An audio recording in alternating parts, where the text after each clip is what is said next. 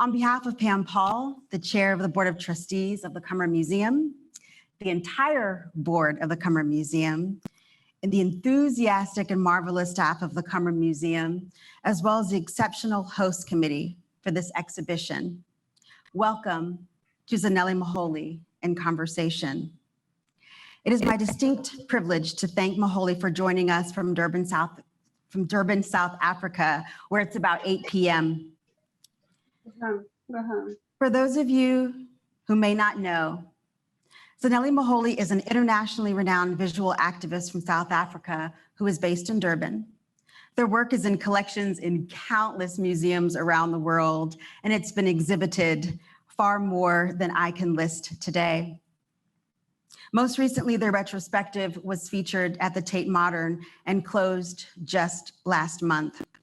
Since about 2000, their mission has really been to document and to celebrate LGBTQ histories in South Africa, really to document and to celebrate these histories. I hope that many of you all that are not only in the audience today, but also who are tuning in via Zoom, have had an opportunity to view the exhibition, Somnyama Ngonyama, Hail the Dark Lioness. This is actually a photograph, as you can see, from 2018. And someone said to me that we absolutely have to make sure that we position an opportunity to show this extraordinary curator, Renee Masai, of the exhibition, who's on the right. This was an opportunity in 2018. They could not travel with us today or to see the exhibition in Jacksonville, but could not say enough about Renee. Renee Masai is someone that I call upon on a regular basis, but she is the extraordinary, brilliant curator behind this exhibition. And of course, you see Zanele in the middle. And what Autograph has done by organizing this exhibition and allowing it to travel the world has simply been astounding. So this exhibition includes photographs, wallpapers, and a video. And I just cannot say enough about the show and what it's meant to the Cummer Museum of Art and Gardens this season. But before we take time to dive into this work, I want to make sure that I give a bit of context to how Muholi actually came to this work. Can we cut to her? Can we cut to them on the screen? Yeah. Yes. Good evening.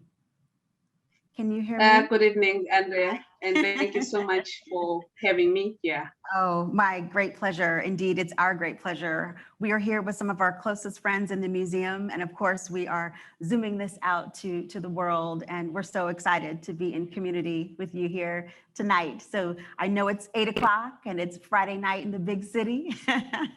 So I thank you for starting your weekend with us. I really do thank you. So what I am showing on the screen, let's see, can we advance? Is that possible? Yes. Before we start talking about Somnyama Ngonyama, this is actually one of my favorite photographs of you in front of Faces and Phases. And I would love it if you would just say a few words, a brief bit about this exceptional series that you've been working on. Faces and Phases is a visual archive that I work on from 2006 till present, or it's ongoing. I just took a break from it to focus on Somnyama and also my current painted self-portrait. It features friends, lovers, and activists who have made a difference in our LGBTI community here in South Africa. And some people known and others not known, but people who are doing like important work who are grounded in all that they are doing. I then decided in 2006 that it was important to celebrate those in our surroundings because they matter to me, and also that they might not be out there in the world, but the fact that they were part and parcel of the movement that is ongoing, it was needed. And I lost a friend in 2007 who participated in the series. So in a way, it was a way of showing like respect and giving thanks to her for all that she did for our community. The person was a poet and also a member of our LGBTI community, but never had an opportunity to have her work known as much as the series is known. Yeah, so Faces and Faces about like the people of this country who I guess pay taxes and who are always at the forefront of the movement that end up forgotten simply because not everybody documents them. So I wanted to make sure that people were counted, people were documented, people were respected and recognized as human beings who are important to those who are connected to them. So that's like Faces and Faces in short. And it just features simple, beautiful portraits of the individuals who are participants in that series. So recently we celebrated 14 years of the series, and then lockdown, push us out of the space. It is there, then I then focus on self deeply in closed doors. Deeply.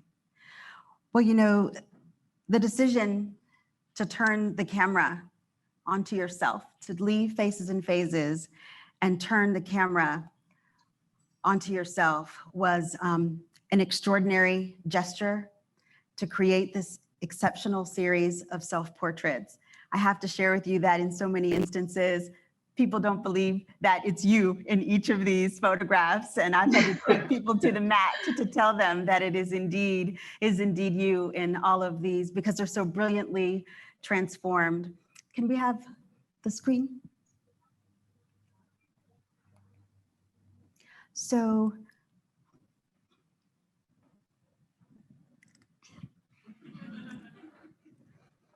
I can't seem to advance it, I'm sorry.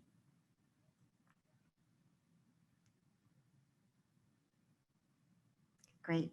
I thought it might be helpful for some of our friends that are not with us in Jacksonville tonight to show a few examples of the installation, which has truly, truly compelled so many of our audiences. It has really been quite a transformative experience for our viewers. And I have to go back to something that Renee shared with us when we were talking about the power of this show. Muholi's socially engaged, radical brand of self-portraiture transforms found objects and everyday materials into dramatic and historically loaded props, merging the political with the personal, aesthetics with history, and often commenting on specific events in South Africa's past, as well as urgent global concerns pertinent to our present time. Our viewers have been riveted. Our viewers have been moved to tears. We've had the most extraordinary conversations. And again, I wanted to show some of the installation photographs so you can see the sweeping, comprehensive work that's on view just until Sunday. But I also wanted to park for a moment, if I could, Zanele, on a work that is so important to this series. Can we pan back to them? Would you say a bit about that work and why it is so important? This one is captured in 2012 in Cape Town. And it basically talks about people who are hopeful to want to see the change as they become or they transform from different stages of their lives. So here you're seeing a person who's wearing a Zulu hat that is worn by Zulu maidens. and then a South African flag, which is in a tie form, and Afro comb earrings. I just wanted to share or celebrate almost all like South African cultures in one, and looking at Zulu tribe as one of them. So isicholo is worn by women who are married or who are about to be married. And it is specific, but nowadays people have turned it into like a fashion regalia or a piece of clothing item. So with that one, I wanted to share with like the people who were not like familiar with all the garments or objects that are worn by the Zulus specifically. So when I said sithembile, we are hopeful. It was a way in which I said, for those who were transitioning in their lives from being like teenagers, becoming women and becoming other people's lovers, wives, we trusted that they were in good hands. And looking at like the gender-based violence that women face on a daily basis, and when you are married, nobody knows what will happen then. So I wanted to make like a specific, a statement looking at these garments are worn, but they have a meaning because they speak to certain like narratives that are described by those tribes that exist within this country, which is South Africa. So I just use the hat, I use the tie. I use the tie as like a South African flag, and it has like different colors. And also the earrings, which, defines the beauty of a Black female, if I could say. Well, one of the reasons I wanted to park on that is also because it really kicked off this series, Somnyama Ngonyama, in ways that were transformative. I'm going to go to the next slide, and would really love it if you would tell us a bit about Bester. Who is Bester? Why is Bester so important to you? And also to segue. Before I even mention or say something about Bester, Bester is one of the fewer English names in the series. Most of the names in the series are in Zulu, which is my first language. And then Bester is my late mother, who passed in 2009. And I wanted to celebrate her in many forms. I remember the stories and the spaces that she shared. And she worked most of her life. She was a domestic worker or a helper. And then worked as a helper for like white family for 42 years. So almost all her life was spent at work, looking after kids that she raised as her own. And we hardly spent time with her. So in this instance, she's wearing a doormat, which welcomes you when you enter somebody's home. And you dust your feet in this doormat, and before you enter, if like houses or homes, they have it at all. And then I use like clothes pins or pegs that you use to dry your clothes. So that becomes the elements of like servitude or for a person who offers cleaning services. And then I use like a toothpaste. So all of those elements, they say something about like a working person or working woman.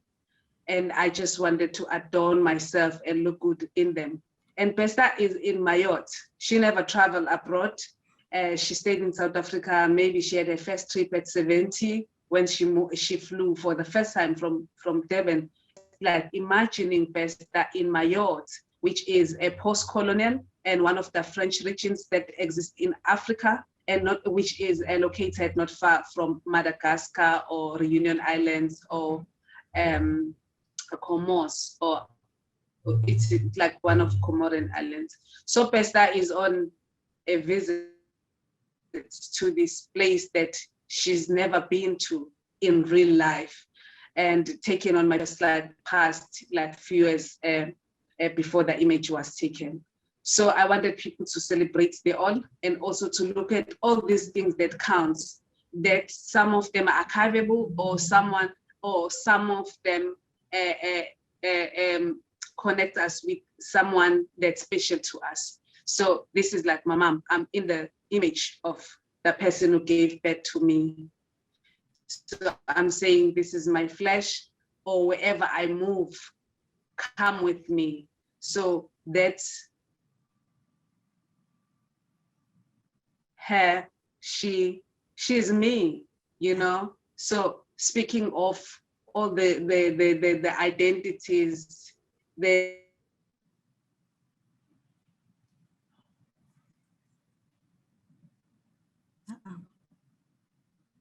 Bear with us, Muholi, we're frozen. Our screen is frozen on this side. Did we drop her? Did we drop them? Let's see.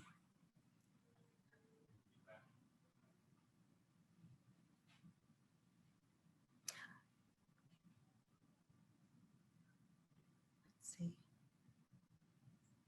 So while we wait to get them back on the screen, one of the reasons why I wanted them to focus on this particular work is certainly not only because it is just an extraordinary piece that our visitors have gotten extraordinary enjoyment and conversations about, but it allows us to talk about so many different things, including travel. I'm so glad that they parked for a moment, because I feel like I've been traveling. Anybody been to Mayotte? No? I haven't either. And so it's one of those things that Muholi's work allows us to do, to truly, truly transport ourselves. One of the things that I'm going to ask them to talk about when we get them back is decisions that they make about post-production, the decisions to darken their skin, and what an important component that is of their work. I'm not sure if our friends are still tuning in on Zoom or if we've lost them as well, but you all know I could talk about this work all day. So they're just going to join us when we get back, and we're just going to continue to roll with it. But I'm going to trust that they're going to join us shortly.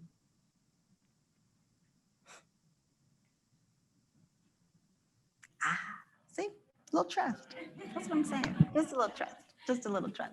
So, can you hear me, Muholi?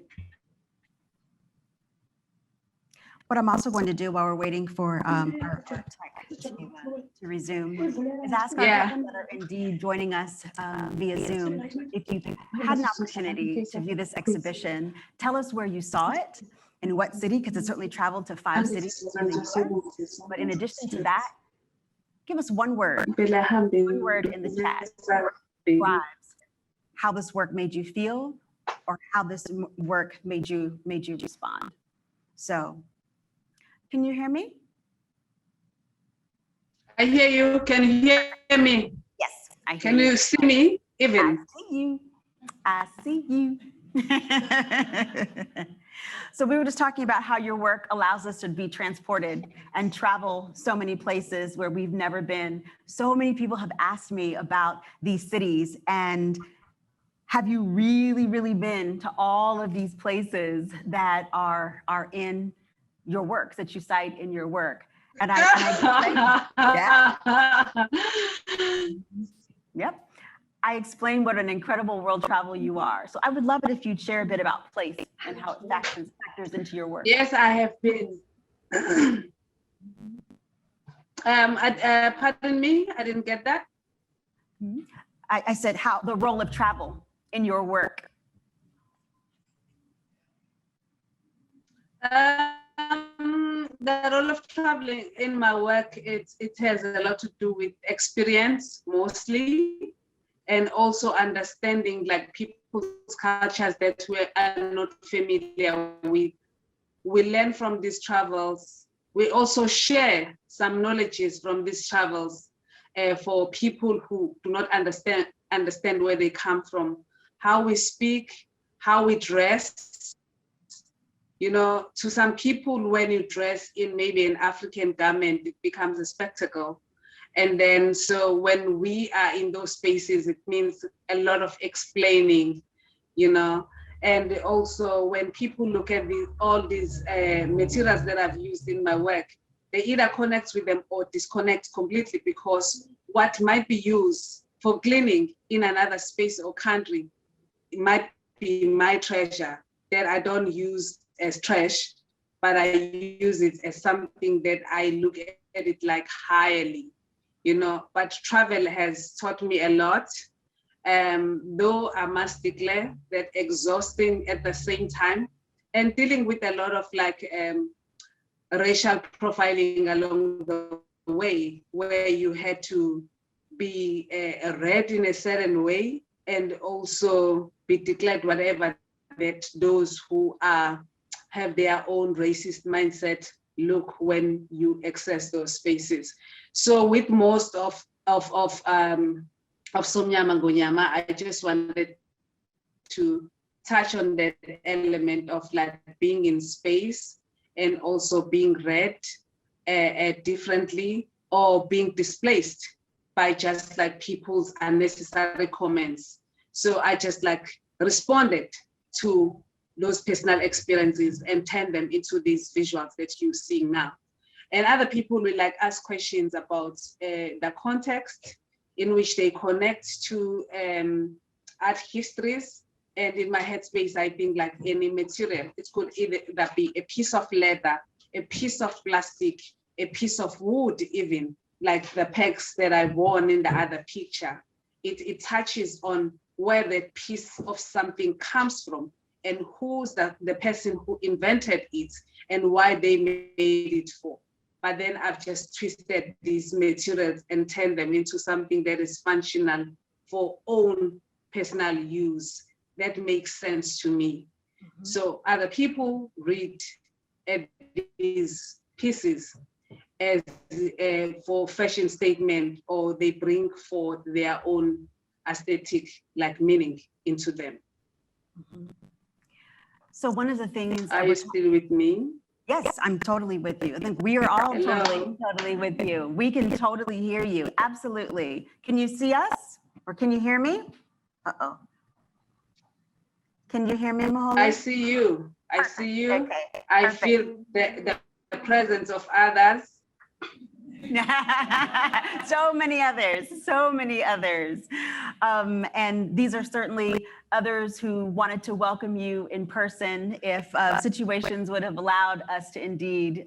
These are some of our most special friends that we invited that's beautiful. Zoom in the room, if you will. And so we're so excited to welcome them and to thank them. There's so many people that are excited about you and excited about your work. But I have to tell you, there's one question that keeps coming up, and it's about post-production, and not only the decision to darken your skin. Collection. Can you hear me? Uh-oh. I hope so. Uh-oh. Uh-oh. Uh-oh. Can you see me, Muholi? Can you hear me? Yes, I see you. I see you. I still see you. Okay, perfect. We're having a bit of starts and stops, but I'm glad you can still see and hear us. So I was saying that a lot of people are asking me about the decision to darken your skin in post-production, and people want to know, can you share a bit about your process when you decide to do that, and what is informing those decisions? With the contrast, you know, I just like increase the contrast in most of these, and it's just like changes the feel and the look of the figure in the image. There is no paint in these images, no paint, no ink, nothing. These are just like straight shots with high contrast. And this like post-production, because I wanted to bring a different aesthetic into this whole segment, to say to all the people who are looking, look at me, as a statement, as a political statement, to bring a different meaning.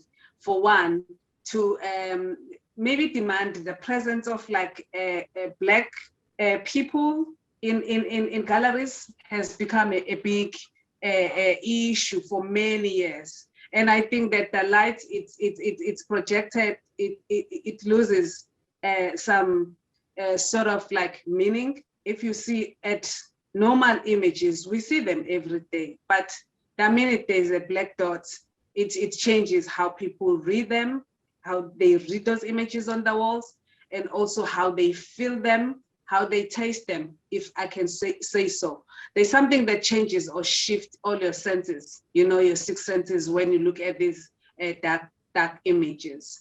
And it basically forces the viewer to think, and immediately that dialogue is created, and it changes how people look at other people, and also help them to respect in case they had their own negative notions prior to that looking. You know, that's how we are affected by this. And the process, I'll say like it's simple, but before it even becomes black, it means that there's a lot of work that is done prior. First, like thinking of the material to use and how it connects to the personal experience that one has had that particular day, and also touches on like the previous history that people had their own different encounters that affected them in political ways, and also brings forth that issue of race and racism, of gender, and also of a visual language that is forced by all of these identities that I've just like mentioned earlier, to say, how do we look at people?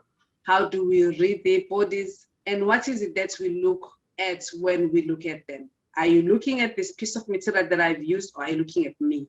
And when you look at me, what do you want to know about the person that is, you know, projected on the wall? And what do you then share with those people who do not have an understanding of like Black cultures, or Black existence, or Black experiences, you know? So there are multi-layers that are attached to the meaning of this Black imagery that is at your museum. So what do we learn? Think of like the number of people who have been there before us, before you in your respective space, and also the lack of opportunities that they've had because of the color of their skin, and also how they displaced and did not get what they deserved because of them being Black. So there are a lot of like layers that are attached to this meaning. And to say we don't have enough, you know, books that speaks to us, produced by us, for us, and what do we teach our children? What sort of like a syllabus that we have at schools, like curriculum, does it connect to our realness or to our real lives? So there's so many issues that are attached to this post-production and the processes or the approach that I take into this to make sense of each and every picture. You know, some people like, some people do not like, but that's not the issue at the time. But the fact that that Black image exists, it says something, and it calls upon many other people who thought that they did not count or did not exist. And I then invite them by just like looking to create their own visuals that connect with this reality that is presented to them at that time. You know, Muholi, I have to say that I'm so glad that you use the word invite. You really invite people to come to their own conclusions and to have conversations. And I have to share with you that here in Jacksonville, the conversations around your work have been so compelling and so riveting. I also have to tell you that we've had to literally kick people out at the end of the day because they don't want to go, because they want to stay and have more conversations about your work. So in the spirit of your work, we have invited people to tell us their thoughts, their feelings, and their responses. We've asked them to respond to your work in one word. We've asked them to send you questions and to write you letters, and this is an example of what our Tell Us What You Think board looks like. And we've invited people to interact, and we've invited people to ask questions. And we've collected more than 1,000 notes to you, 1,000 comments about your work. But I want to pause for a moment and share with you 2 works that have prompted so many conversations. Now you know me well enough to know that I'm not just blowing smoke when I share these things. I really do mean that these works have been rich fodder for conversation. But it's this work and this work that follows that just today, in fact, before we came into the space. So the photograph where you saw someone, her name is Yaya, writing her question, just one of many, many people that have been compelled, but it's this work and the work that preceded it. And will you share a bit about this work its specificity? It has prompted so many conversations, and I'd be grateful. The work is taken in Berlin at a hotel room, and I was on my own, all by myself, after traveling like 3. Berlin became my last stop. So I had an operation in December 2016. And then for the first time I traveled after a few months, and I went to Falls, and it was like Kyoto, Japan, and Vermont in Burlington, Paris in France, and then I found myself in Berlin, Germany. I just had an encounter with some guy on the road from a dinner with some friends, where I showed as part of a gallery weekend in Berlin. And it was bad. It was really, really not a pleasant experience. And I got back to the hotel. I was frightened and annoyed, really, because the police in Berlin at that time couldn't arrest the guy. And exhausted, healing from the operation. And I was trying hard to sleep, but I thought to myself that before I even take a rest, let me capture this image. So that's the beautiful image that I've captured. I have a remote in my hand, all by myself in that space, and that's what became processing the incident that I had, like a few minutes walking from whatever space to the hotel. So that's the one. And then others that I captured as part of this series, I call them Sindile, which means that the one who survived, and the one that you showed before, where I look so calm and rested in bed, Pumula, which means rest. Just was about that, to say that whatever you go through in life, at the end of the day, you have to try to rest, sleep, process, engage in different ways as you deal with such negative thoughts. So that was it. That's what came about. And I guess that different people deal with different experiences, and they produce, their own work differently. Others, they write music, others, they write poems. I wanted to focus mostly on what I know how to do best. Somnyama Ngonyama, and I produce those images. So, and most of them, none of these I smiled. I don't smile in these images because they come from a painful passage. And I can't pretend and say that I was happy when I took this image, just like going through experience, processing it, and then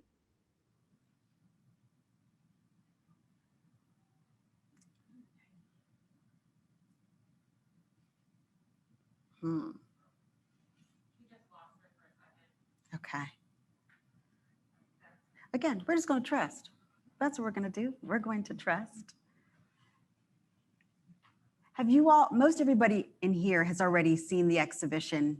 A couple of people just came in and have not actually experienced it in the space. Is that a fair statement? Okay, okay. So there they are. The piece that we're going to talk about is the first piece that you will encounter. And again, I would contend that that piece, Ntozake 2, is one of those works that has truly, truly moved people to tears and to think differently. Muholi, I hope you can hear me. I was talking about Ntozake 2, which, as you know, many of us refer to as the Statue of Liberty. And hopefully you can you hear me? Yes. Yes. And so again, people want to fight me down when I say that those are sponges in your hair. And I was sharing when we lost you for a moment that that is one of the works that people encounter first in the exhibition, in the installation here. And it's another piece that has truly, truly moved people to tears. The other thing that I've asked people to do when we lost you earlier was to put one word in the chat that describes how they felt when they experienced this exhibition in various venues that they've seen it. So, can I get the next slide?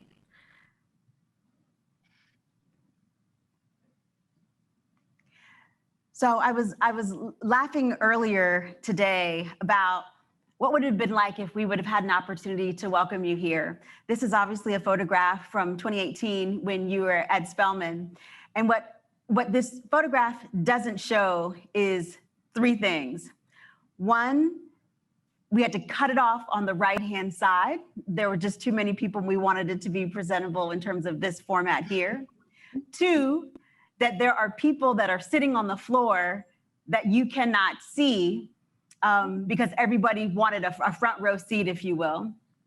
The other thing that you can't see from this photograph, and I had to laugh, and I'm not sure if you remember this, but I had to push people back and I had to get you a step stool to stand up on because we wanted to make sure that everyone could hear you. But I also wanted you to know that I hope that you can feel our excitement.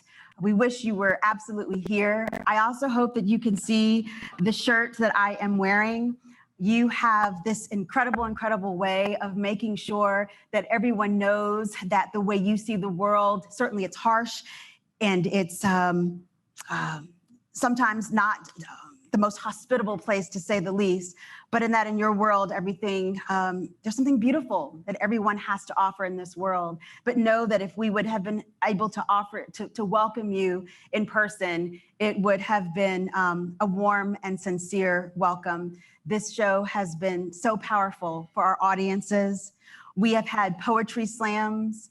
We have had so many things, dance parties, talk backs, tours of the permanent collection as it relates to portraiture, self-portraiture, and your work, queer communities. I mean, you name it. This work has enabled us to have the most profound, exceptional conversations. But I also want to make sure that we spend a little bit of time talking about your current work. So maybe we could also do is turn back to them in South Africa. Maybe they could talk about the work that's behind them. And then also maybe this work here. Yeah. Yeah. At the time of confinement, there's not much photography that you can do if you are focusing on self. Yeah. And also you are told to take precautions. Just below my chin, I have a mask. So I just I took this image and then I turned into painting afterward. It took me the whole night, working on it. And my partner was saying, I think you have to stop now because that is like done, it's complete. And I thought that it was just an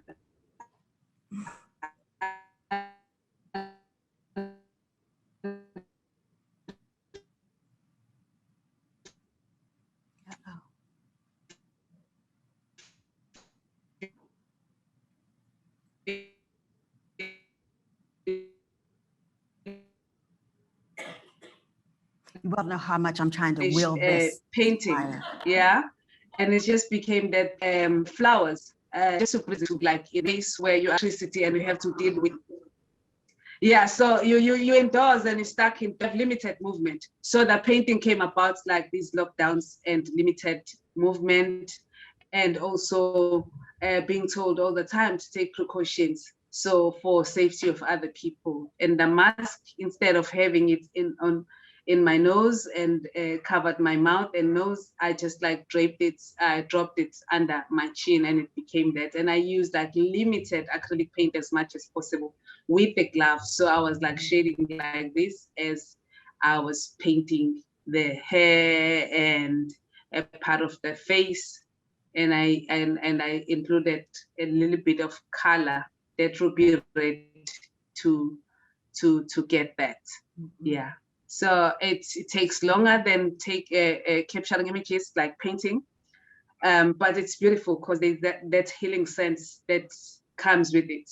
The fact that you're not gonna take like a few minutes or a minute, like how you capture the moment in photography, Right. And now you have to paint for hours just to get to that final something that becomes whole. Right.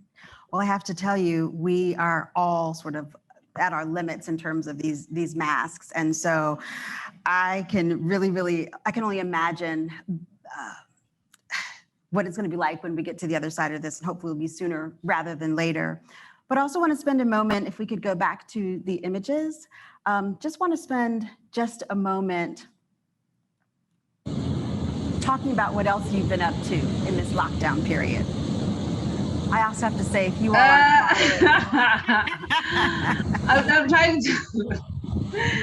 I'm trying to apply all different forms of activism. Yeah, so there we were invited at the school of our kid to join them and clean the beach after a storm that happened here. So I'm working there, cleaning the beach, moving the logs that cluttered the place. So that was just like 2 weeks ago. Yeah. So if you all aren't following Muholi on Instagram, I want to encourage you to accept that blessing and begin following them today. It is always, I think we have another one right after this one.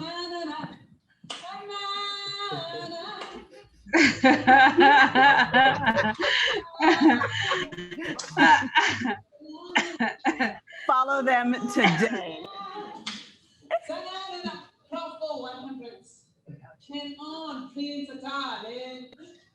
As you can see, I'm about to print because I've bought a new car.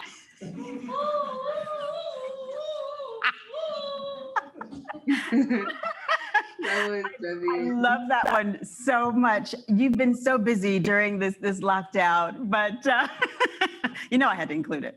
But what was going on in that incredible clip? I love that so much. You know, sometimes you have to loosen up because most of the images are too serious. And then after producing, you go to the printer and you connect with this person who has to make sure that the images, the paintings are on point. So I was so excited to see this guy. He just bought a new printer and he said, we just got this new baby and to play with your work. And then I just like started a song and I sang Tana and it was amazing. And Bacha took the video. So it was fun. That was just like last week.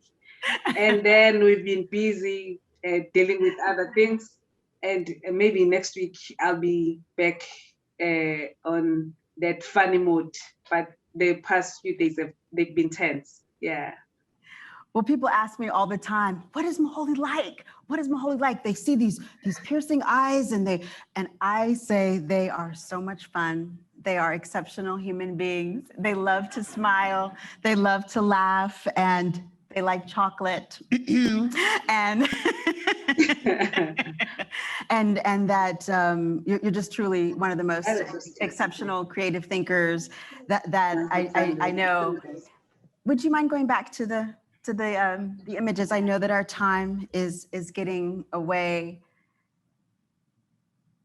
So I mentioned to you that we've asked people throughout the run of this exhibition, and I just simply have to just pause and just say how exceptional the entire staff at the Cummer Museum of Art and Gardens has been. But you see all these cards that we regularly have to take off because there's simply no more room. But we've asked people to indeed tell us what they think.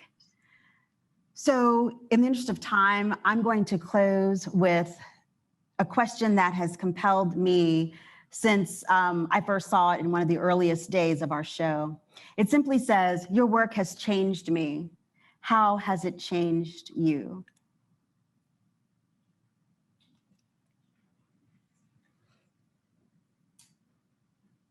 That's nice. These are just some of the words and responses. As I mentioned, we asked people just to use one word, or if you could ask Muholi a question, what would it be? And this is just a sampling. This is a question. Emotional, strong. I see your heart, your mind, and soul, because I see myself stunning, breathtaking, inspiring. Wow. Oh, don't go out on us now. This was wired. We're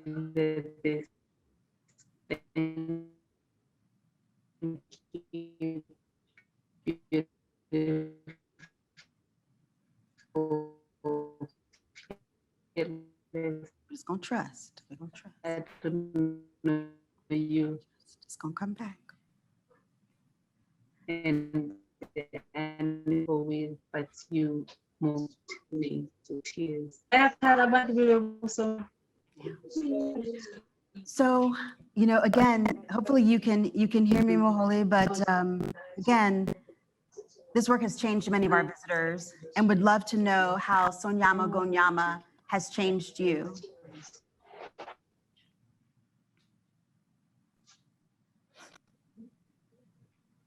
Uh-oh. Uh-oh.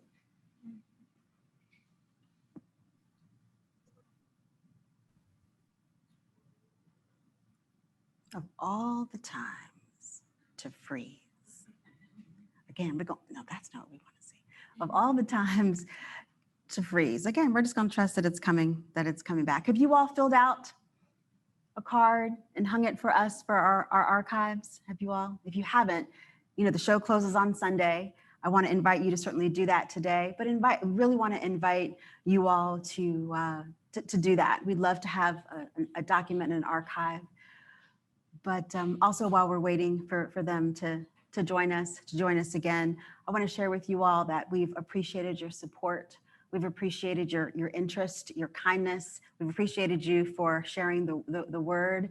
And I hope you like my t-shirt, because we've set aside one for each of you all, and hope that you will accept it with our true thanks, our sincere thanks for embracing Muholi the way you all have. And it's truly, truly been exceptional. But these words that have been on the screen scrolling are truly just a mere fraction of the comments. I was talking to Brittany the night before, maybe 2 nights ago, and I think it was at 875 individual cards that we've collected. And there's something about the handwritten card that we get that's very, very different than if we would have said, oh, here's a kiosk. We want you all to type in your responses. There's something that's very different. You're back. I knew it.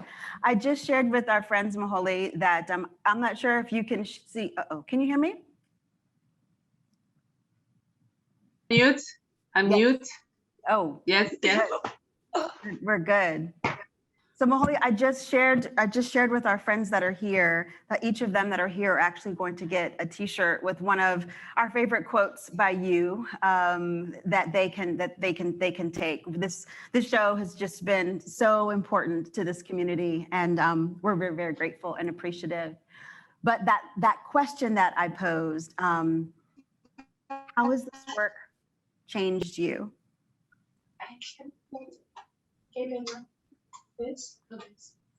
It bleacher the color in the background. Yeah. No, yes. Yeah. Hello. Hello. Yeah, we lost electricity here, so we have otherwise lights. Electricity. Okay. Yeah. How has the work changed me? Yes. Somnyama Ngonyama specifically. Somnyama Ngonyama is a lesson, transforming, and also taught me to kind of like respect self-love or self-care, and also has taught me to produce more work, because at the end of the day, it's not about me. It's about a number of individuals who are desperate to see themselves somewhere, who are desperate to say something, and who are longing to change the narrative that was distorted by the other before they were born. And also taught me about the importance of like producing our own, publications, and also to say to ourselves, if you do not see yourself anywhere, so come up with a plan, be responsible, produce it. I didn't see much of me. There was just no ways that somebody would have taken 200 plus or 500 portraits of me, even given millions. So I had to take this task and speak about like the politic, like self-representation politics, politics of like self-love, and also accepting thy own. The importance of like learning that history that then changes when told in a different way by different individual.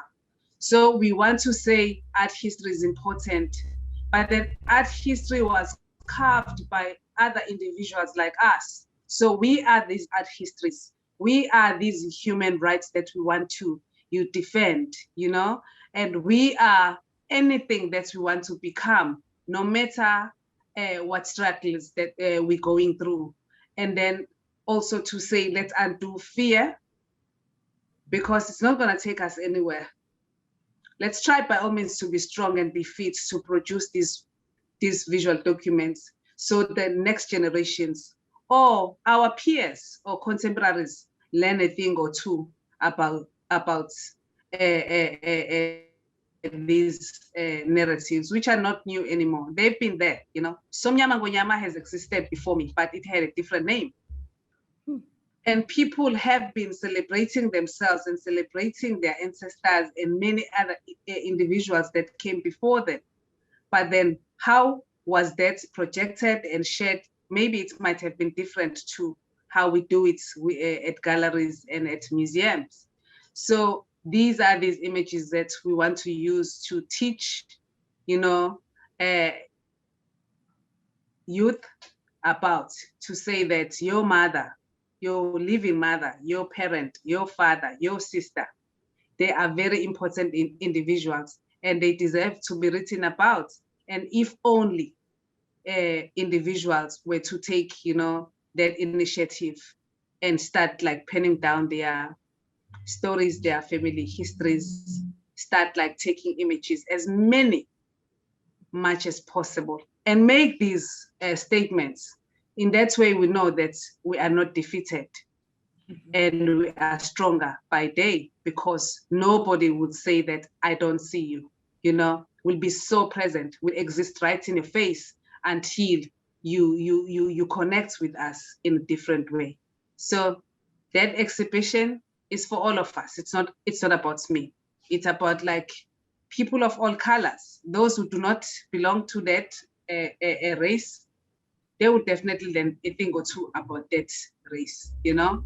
Those who don't belong to that minority group, they will learn something about that group, because it's about time that we learn to share spaces, we learn to respect each other, and also ask questions when we do not understand.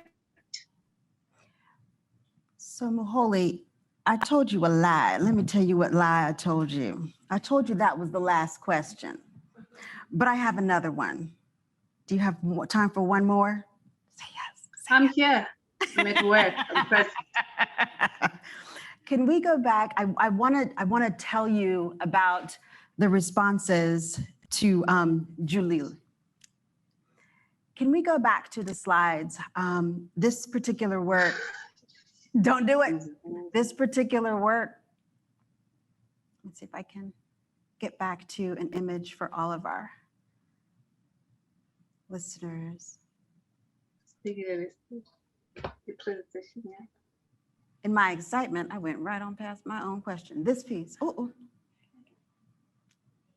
This piece. Go back. Yeah. Yes.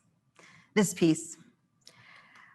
The number of people that I've experienced and encountered and comforted crying in front of this piece, there's too many to tell. Will you say a bit about this work, the bags that are beneath you, the newspapers that are behind you, the tattoo on your bicep? Would you say a bit about this work? The image was taken in December 2016, a few days before I had a major operation. So there I was like scared and I did not know what to expect or what was going to happen after that operation. I thank God that I survived and I'm alive, because it was not an easy one at all. And I was really, really, really scared. So I'm in that space of fear, having read about so many people who did not come back, you know. There I was just like counting my blessings in different ways, like thinking of the life that I lived and also many things that I didn't do. Then I'm told that I have to prepare for an operation. So an operation that I knew September 2016, that it was like the days were approaching and I was going to be a different person. So what I was and what I became after, which then led to the Berlin experience and the images that were taken thereafter, comes from such spaces. And I was thinking of like people who were sick and also did not have like medical aid because of the conditions or situations or the backgrounds that they come. It was like a whole lot of like clustered thoughts in one. And with the newspapers, it's newspapers that I bought and stuck over a period of time at our place. Instead of having a mirror at the back or have a nice mural, I had those newspapers that I used as a background, which had its own stories that were connected to the operation that I had and not. And the plastic that I used, you know, represented lumps in a human body, and also the reclining and how I lay on the floor had a lot to do with a lively or not so lively body, you know. So all in one, it's all in all, it's about survival and fear of the unknown. Well, the unknown is something that has we've invited our viewers to come and experience something that they didn't know what to expect. And I'm so grateful for your willingness to be vulnerable and for your openness to invite us to be vulnerable as well. I was noticing in the chat that people have commented and said so many different things, ranging from, oh, Muholi is so reminiscent sometimes of Nina Simone, to I want to know more about their tattoo, to they are just an exceptional thinker. So I'm just really profoundly grateful. And yeah. what's next? You know, the tattoo is more about like the meaning, where we all come from, you know, and everybody knows the tattoo. It's that rite of passage where we all come from, regardless of our race, regardless of gender, regardless of the status that we hold in public. That passage is it. That is the womb. So I had that scripted in my shoulder, just as a reminder of where I come from and who birthed me and the person that I am today because of that passage, that person, and it happened to be my mother. Wow. So yeah. So Wow. then it's then become a signature. It has, you know, in each and every image that I've captured, where I show off my shoulders. Right. Broad shoulders. And it's real, it's not like temporal. It's been there. Wow. Well, we're grateful, you know, as I said, I'll be blowing up your WhatsApp and we'll keep talking, but I'm just glad that you could take the time to spend with us tonight. And this is the way to really, really kick off a very powerful and special weekend here in the US. And yeah, and your last question from what you sent me, you wanted to know what I'm working on at the moment? Yes. So I'm working on this.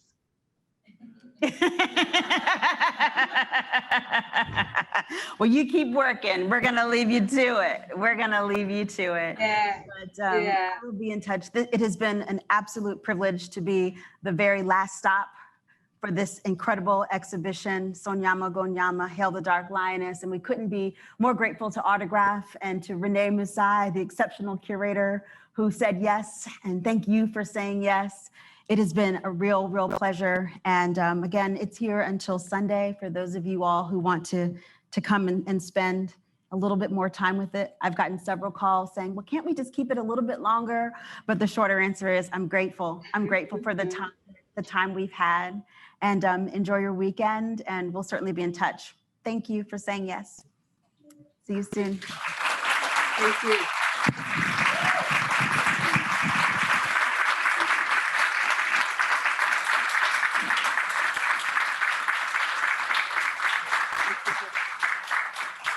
Now, you know we have an after party, right? We know we have an after party of all sorts of images of Muholi through the years and all that stuff that we couldn't fit in. So just know that while you're getting started, bright lights, big city, Friday night, just know that we're here and that we are absolutely surrounding ourselves and enveloping ourselves in your work. So that is certainly going to continue on this end. I couldn't be more grateful. Thank you. I'll see ya. Bye.